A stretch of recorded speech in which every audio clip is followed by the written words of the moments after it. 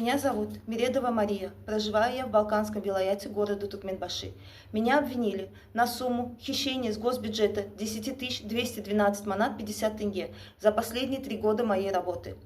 На основании этого мне дали 2 статьи Уголовного кодекса, но по 72 статье уголовного дела не было заведено за возмещение ущерба и за раскаяние. Так вот, я объявляю на всю аудиторию, кто меня слышит, ни одного маната я не возвращала, никаких обвинений в свой адрес я не слышала. Об этом, обо всем я узнала спустя очень долгое время. Дальше. Само хищение было основано на основании вот этого вот маглумата, про которого я говорю в прошлых видео. Маглумат — это полный бред. Все там поддельное. Люди добавлены специально. Суммы сфабрикованы. Все это не соответствует действительности. Меня с этим не ознакомливали. На мой вопрос, почему меня не ознакомили, через 10 месяцев я получила ответ, потому что я не должностное лицо. Но 206 статью УК я получила как должностное лицо. Дальше. Я многочисленно писала во все органы с просьбой разобраться, с просьбой перепроверить. В итоге заявление приняли, и была проведена перепроверка. И кто это перепроверял?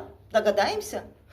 Тот же самый ревизор, который изначально вот это все подтвердил. Тот же самый человек пошел туда и начал перепроверять. Он что, должен был сказать, что нет, я тот раз ошибся? Чего ожидалось? Конечно, все подтвердится. В этом даже никто не сомневается, что весь этот бред будет также подтвержден. Но я заявляю, что это не соответствует действительности. В организации, в которой подделываются подписи, всех абсолютно, подделать вот это 15 минут работы. Понимаете? Все это взято с обычной программы Excel, которая не стоит ни на каком коде, который имел доступ все кто угодно в этой организации. Что сказать? Я не знаю, у кого мне просить помощи. Мне стыдно обращаться к Аркадагу, мне стыдно обращаться к нашему президенту, чтобы просить его помощи вот в такой бредовой ситуации, которая идет по кругу и возвращается в итоге к одним и тем же людям. Одни и те же люди рассматривают это.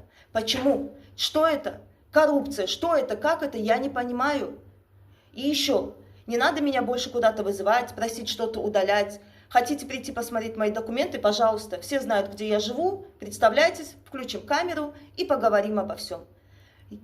Я не знаю, у кого мне просить помощи, что мне делать в данный момент.